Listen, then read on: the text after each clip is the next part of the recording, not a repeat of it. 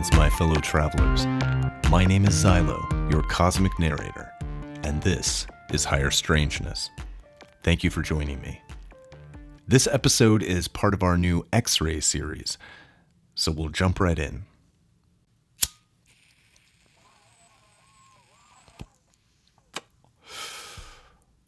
This is Kary Mullis, inventor of the polymerase chain reaction, PCR technique.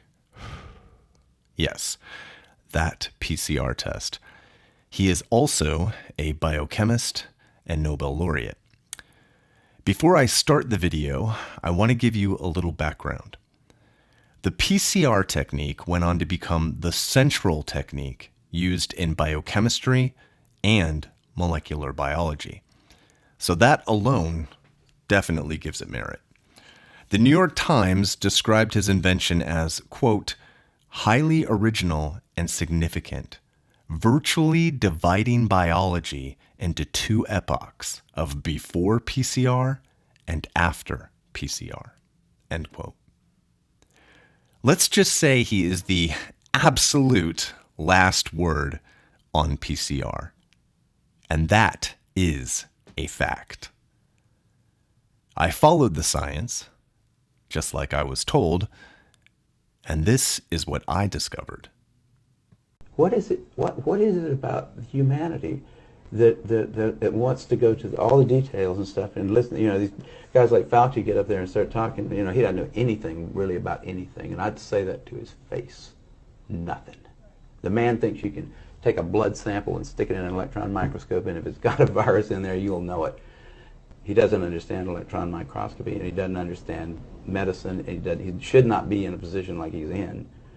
Most of those guys up there on the top are just total administrative people, and they don't know anything about what's going on the bottom. You know, those guys have got an agenda, which is not what we would like them to have, being that we pay for them to take care of our health in some way. They've got a personal kind of agenda.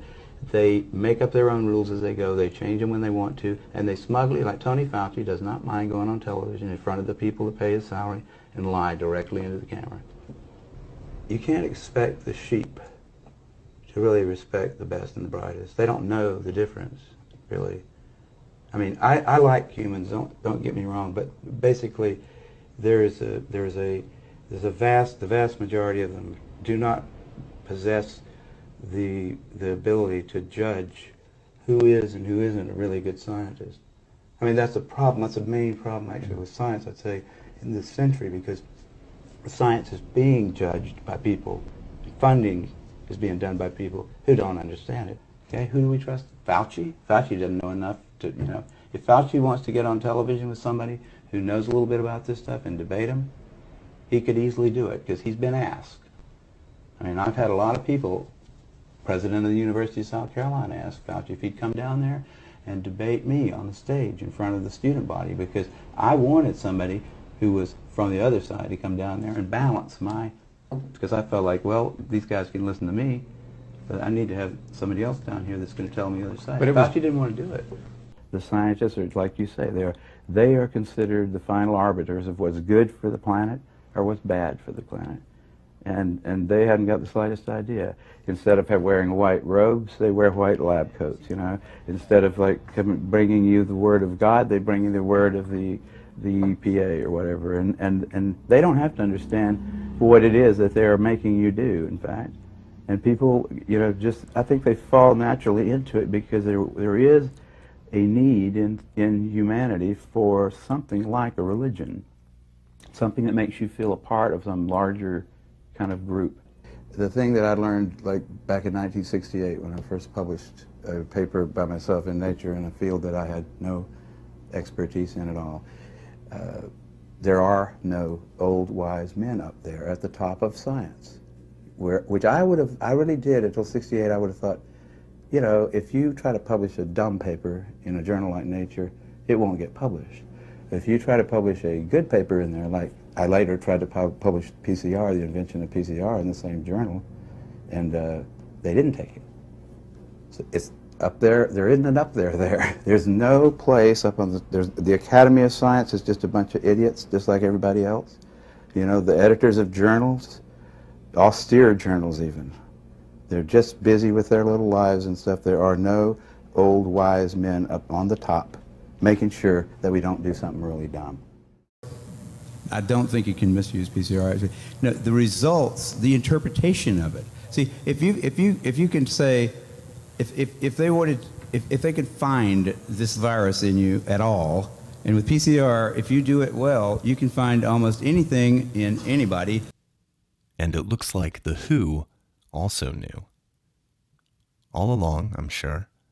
As did thousands of other doctors screaming at the top of their lungs with no media coverage whatsoever.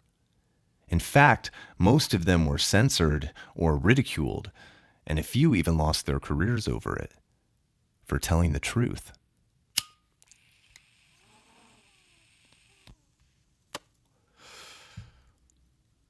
Suspiciously, Kary Mullis died of an upper respiratory illness just a few months before the big COVID psyop.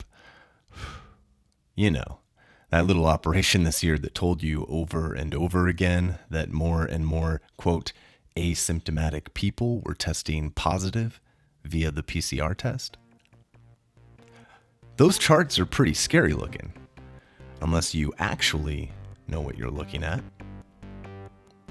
I wonder what Kary would have had to say about all this. I guess we'll never know.